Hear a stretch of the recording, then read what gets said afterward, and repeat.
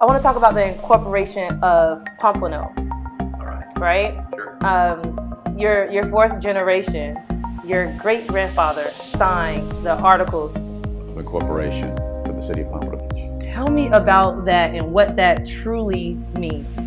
My grandfather was able to serve as mayor in 1943 for the city. So if you would have asked me growing up, even in high school or even college, that somebody would have said to me, "Hey, Lamar, you're going to be mayor of Pompano Beach," I would have said, "You're crazy." But it just naturally occurred. And my community service really began with Kiwanis and making some definite changes in that arena to provide an opportunity for our elementary school children to understand what community service is about and morals and standards. We spoke to a lot of millennials before this particular interview, and every single one of them love you in the city. And not just millennials, just people in the community regardless, that in passing that have been to some of your fundraisers and just events in the community, and they always talk highly of you. So of course we're going to dive into that a little later, but I want to let you know, based off their reviews, that you're doing a great job as mayor. So I'm glad that you started very early. When I was elected mayor in 2007, there was a bit of decisiveness in our community. You almost had the beach, and you almost had our Northwest community. I was able to really merge everyone together to kind of buy in that we are truly Pompano Beach, not Northwest, Southwest, Northeast, Southeast, and get the community involved. What are your ideas? What do you want to see? And really letting them come in. You're about to be a grandfather. Your Yes. first grandchild. Very first one. Yes, tell me about that feeling. You know, I guess my parents and my grandparents raised me to be that family person. You know, I was always loved growing up. Like I said, both sets of grandparents and my parents really. And that, of course, trickles down to my family. So that's the most important thing to me of all life is my wife of 38 years and my two children. Now tell me about the balance between the two, because of course you're a huge family man, as you said, and that does as a priority, but also you're the mayor of the city of Pompano. So how do you truly balance those two roles?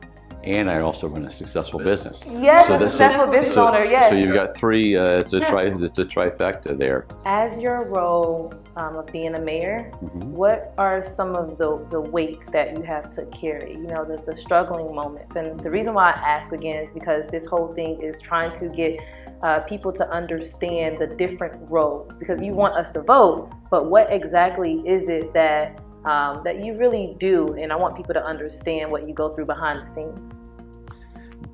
When you're elected a mayor in a position, what city you are in, and there's different types of mayors. There's a strong mayor, then there's a city manager form of government. We have a city manager form of government, which is people get confused that I'm a strong mayor, which means that I would run the day-to-day operations of the city. I don't do that. The city manager does that.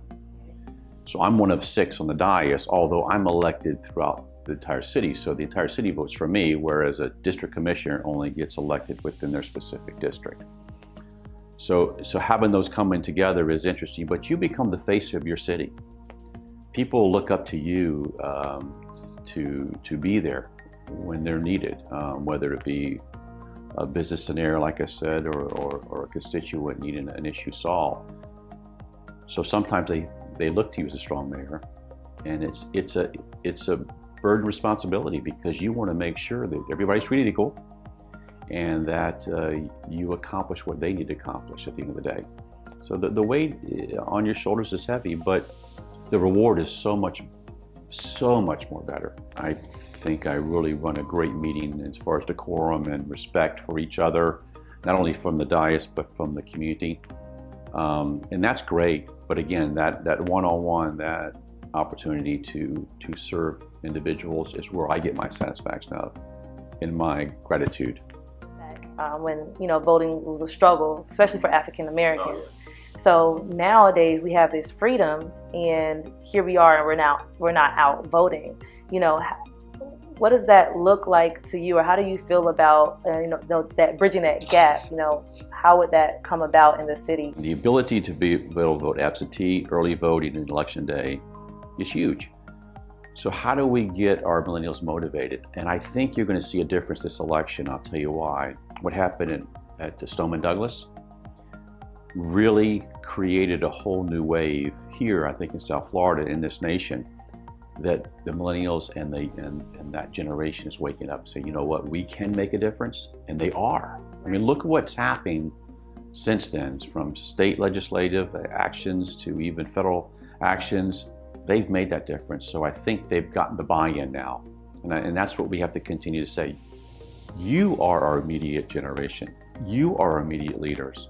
Carletta can be a mayor in 5 years if she wants to be, or 10 years, or whoever it may be. So it's imperative you get out and vote. And no matter who you vote for, but you gotta vote.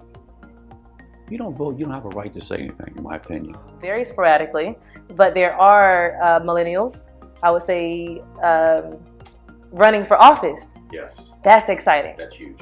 However, it seems like they're miseducated or not sure about how to present themselves, or, just we're trying. What do you say, what type of advice would you give to the young millennials that want to get into office? I think they need to study the issues first, on what they feel is the issues, and talk to their peers and what you want to accomplish, and make a platform of those and stay to those platform issues and just run on that basis. Communication obviously is a big thing, getting your word out.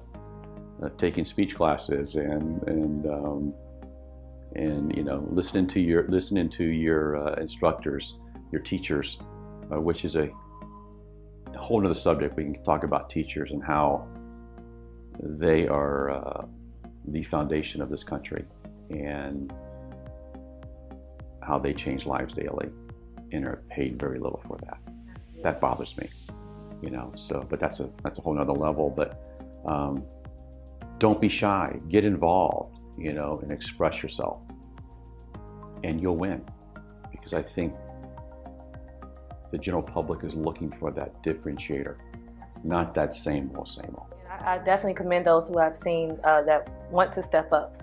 And I pray that something is done, especially in this community that we live in, but I pray that something is done with the education, because I want them to win. They look like me, and I want, and not just with race, but the age, and they go through I believe the same struggles. One of the things I read online was about how this particular generation, we've seen a lot, through different wars. We've seen the recession. We've lived through a lot, so we have a lot to offer and a lot of ideas, and we're very creative. But again, I think the lack of communication, and I pray that politicians pass that on. I mean, the ones that's in seat, that you mentor us. Pretty much that's what it takes, because I was mentored, and so we need to do the same thing, because again, you're the immediate future, not us. Coming from someone that's been around you for the last year and meeting you, I truly pray that you get into office, because we need someone. I believe that you don't see black or white. I believe that you truly see the heart of issues and the heart of the people, and that you're here for the people. So